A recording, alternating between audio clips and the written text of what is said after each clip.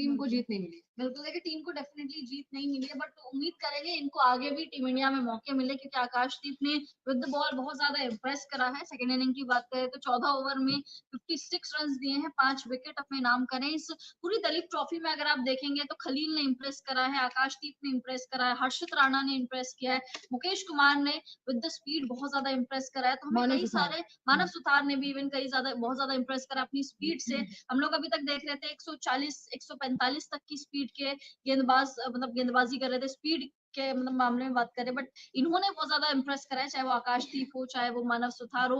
ये young talent है और आई थिंक हम इनको टीम इंडिया में जल्द से जल्द मौका मिलना चाहिए। टेस्ट में इनको टीम इंडिया में मौका मिलना चाहिए और साथ ही साथ व्हाइट बॉल फॉर्मेट में भी मौका मिलना चाहिए, क्योंकि यहाँ पर आप गजब की पारी जब खेलते हैं, गजब की इनिंग जब खेलते हैं, तो डेफिनेटली आपको टीम इंडिया में मौका मिलना ही चाहिए। आपका मोराल जो है काफी ज्यादा बूस्ट अप होता है। अगर शुभमन गिल की बात करें तो शुभमन गिल ने 21 रन बनाए 35 गेंदों का सामना करते हुए, 60 का इनका स्ट्राइक रेट रहा था। शुभमन गिल से उम्मीदें काफी ज्यादा थी जब से शुभमन गिल ने इंग्लैंड में शतक, दोहरा शतक लगाया था। उसके बाद शुभमन गिल का टेस्ट में जिस तरीके से एक्सपेक्टेशंस हमारी होती हैं, अभी लास्ट अगर आप 1 साल से बात करो तो वो प्रदर्शन नहीं कर पा रहे। तो आई थिंक शुभमन गिल को अब अपना जो गियर है उसको चार्ज करना पड़ेगा, अपनी गाड़ी को चार्ज करना पड़ेगा, क्योंकि ऐसा ही मामला रहा तो काफी ज्यादा डिफिकल्टी हो जाएगी। नंबर 3 पर खेलते हैं टीम इंडिया के लिए और नंबर 3 मतलब चेतेश्वर पुजारा की जगह। चेतेश्वर पुजारा ने बहुत टाइम तक टीम इंडिया के लिए सर्विस दी और मतलब उनका जो ऑरा रहता था वो अलग ही रहता था। नंबर 3 पर अगर आप खेलने आ रहे हो तो आई थिंक शुभमन गिल को अपनी जो गाड़ी है उसको चार्ज अप करना पड़ेगा और ऐसे नहीं चलेगा, आपको टिकना पड़ेगा, थोड़ा सा टिकना पड़ेगा, जबकि आप कप्तान हो और फ्यूचर कैप्टन भी आपको देखा जा रहा है। अभी तो व्हाइट बॉल फॉर्मेट के वाइस कैप्टन हो, आगे चल के आपको फ्यूचर कैप्टन के तौर पे देखा जा रहा है अंकिता। तो आई थिंक इनको यहाँ से चार्ज करना पड़ेगा गाड़ी को, वरना डिफिकल्टी हो जाएगी, 3 नंबर पर कैसे खेल पाए। बिल्कुल, और हमने देखा भी है कि श्रद्धा, चाहे जायसवाल की बात करें, जायसवाल बी टीम का हिस्सा है, लेकिन उन्होंने भी डिसअपॉइंट किया।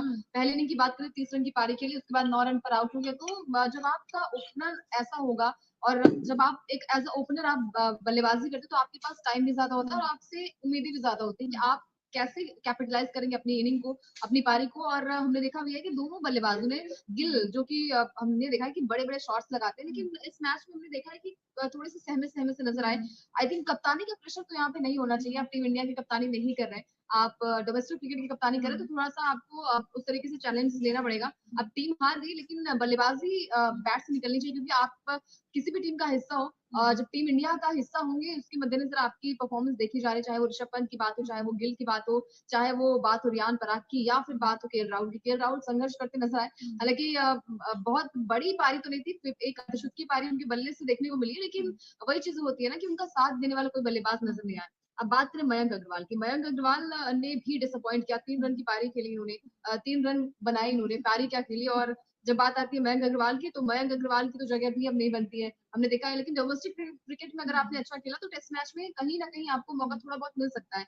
अब बात करें रियान पराग की, तो रियान पराग ने 18 रन की पारी के लिए स्ट्राइक रेट 172 से ज्यादा का था, 1 चौका 3 छक्का इनके बल्ले से देखने को मिला, लेकिन रियान पराग से उम्मीदें ज्यादा थी। अब देखिए मैच हार गई है टीम ए की, जो टीम है यानी कि इंडिया ए की टीम जो है वो हार का सामना उन्हें हो चुका है। मोनू चहल भी हमारे साथ मौजूद है। मोनू, क्या कुछ कहेंगे आप इस मैच को लेकर? यार आई थिंक यहाँ पे डोमिनेट किया है इंडिया बी ने, और जिस तरीके की उन्होंने जीत हासिल की है, और आप रियान पराग का दिखा रहे भाई, ये फर्स्ट चरण था वैसे देखा जाए तो, अभी सेकंड आएगा, फिर थर्ड आएगा, और जो बैक टू बैक जो, क्योंकि पहला जो सीजन था, इनफैक्ट सीजन कह लीजिए, पहला चरण कह लीजिए, यहाँ पे कुछ कुछ खिलाड़ियों ने अच्छा किया है, लेकिन जो गिलास है ना आपका भरा कम है और खाली ज्यादा है। कहने का मतलब ये कि अय्यर के रन नहीं आए, शुभमन गिल के रन नहीं आए, केएल राहुल उस तरीके से रन नहीं बना पाए, जायसवाल ने इनफैक्ट रन नहीं बनाए, जो आपने कहा रियान पराग भी उस तरीके के रन नहीं बना पाए जैसे उनको चाहिए थे। हाँ, आई थिंक अभी तक हमने जो मैच देखा उसमें मुशीर खान ने इम्प्रेस किया है, अदरवाइज गेंदबाजी बहुत कमाल की हुई है। कुलदीप ने निराश किया डेफिनेटली, लेकिन हम कहते हैं ना युवा जो गेंदबाज, चाहे वो आकाशदीप हो, चाहे वो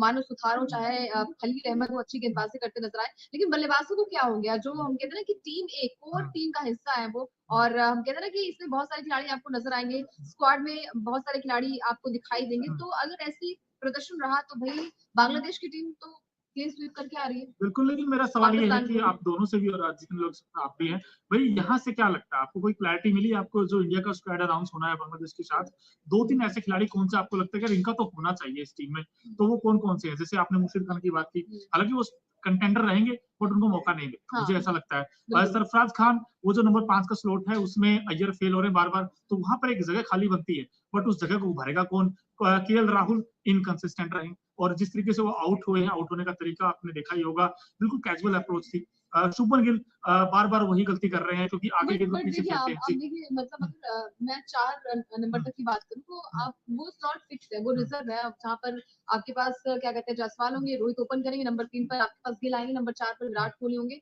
उसके बाद वाला स्लॉट थोड़ा-सा डाइसी लग रहा है क्योंकि बहुत सारे प्लेयर्स वहाँ पर मेरे हिसाब से मेरी जो सोच है वो शायद यही है कि नंबर 4 तक रिजर्व है, श्रद्धा भी आई थिंक सहमत हो सकती हैं। लेकिन नंबर 5, नंबर 6 और बाकी की जो जगह है वहाँ थोड़ी-सी डाइसी मामला इसलिए हो जा रहा है क्योंकि वहाँ पर किसी का भी प्रदर्शन उस तरीके से नहीं था।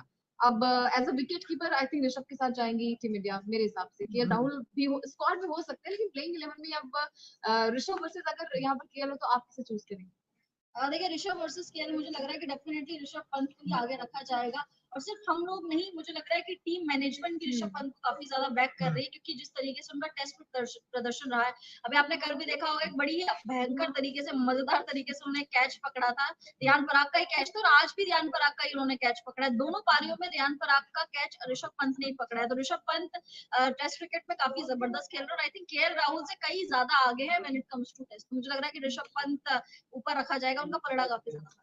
इनफैक्ट जैसे अंकिता ने कहा कि भाई शुभमन गिल नंबर 3 खेलेंगे, लेकिन ऐसे खेलेंगे भाई, बैक टू बैक फेल हो रहे हैं और जब से उन्होंने नंबर 3 खेलना स्टार्ट किया और रोहित और गिल ओपन करते तो वहां रन बहुत आते थे गिल के, अब तो उनके रन नहीं आते। अब यहाँ देखिए 21 बनाए उन्होंने। ये तो जो आउट होने का तरीका अगर आप देखेंगे, नवदीप सैनी के खिलाफ ये दोनों इनिंग्स में आउट हुए हैं और नवदीप सैनी ने बिल्कुल डरा डरा के आउट किया है क्योंकि शॉर्ट ऑफ लेंथ गेंद पे भी आउट करके देखा इन्होंने और पता नहीं यार इनके रन क्यों नहीं आ रहे, इनको सवाल लेकर तो क्या रहेगा। कहेंगे?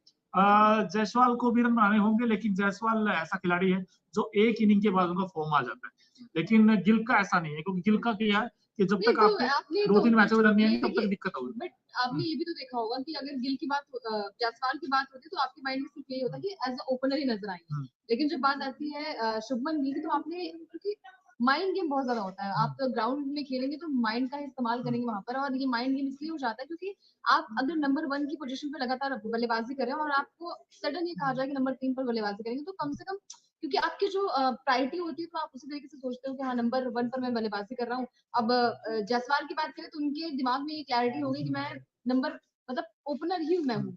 तो आई थिंक गिल के साथ ये हो रहा है और हमने देखा भी है कि पिछले मैचेस में गिल ने अच्छी पारी खेली टेस्ट मैच में, तो शायद ये हो सकता है बट हाँ एज अ फ्यूचर कैप्टन थोड़ा सा तो प्रेशर तो रहेगा इसकी उनके दो पास। चीजें आपने बड़ी अच्छी बात कही, आपने कहा कि यार जायसवाल का बीज इस तरीके से देखा बट जायसवाल ने रन बनाए हैं, डबल सेंचुरी बनाई उन्होंने वेस्ट इंडीज में बनाई, नहीं लेकिन उसके बाद उसके से बाद आपने भी रन देखा बनाए। होगा कि उसके बाद से ग्राफ बहुत गिरा, चाहे कोई भी फॉर्मेट श्रद्धा आप देख लीजिए, चाहे वो टी20 फॉर्मेट हो या फिर ओडीआई फॉर्मेट हो, जायसवाल की जो फॉर्म है ना वो बहुत ज्यादा डिप हुई है। आईपीएल में भी आपने देखा होगा आरआर के लिए कौन सी आपको याद होगी जो 2024 में कोई पारी आपको याद है जहां पर आपको लगा हो कि नहीं जायसवाल ने अच्छी बल्लेबाजी की है टी20 के फॉर्म में? नहीं, डेफिनेटली देखिए फॉर्म बहुत ज्यादा डिप हुआ है बट वही मतलब शायद एक इनिंग उनको और ज्यादा लगेगी और जायसवाल का कभी भी आप भरोसा नहीं कर सकते कब आके वो चमक जाए, यू नेवर नो।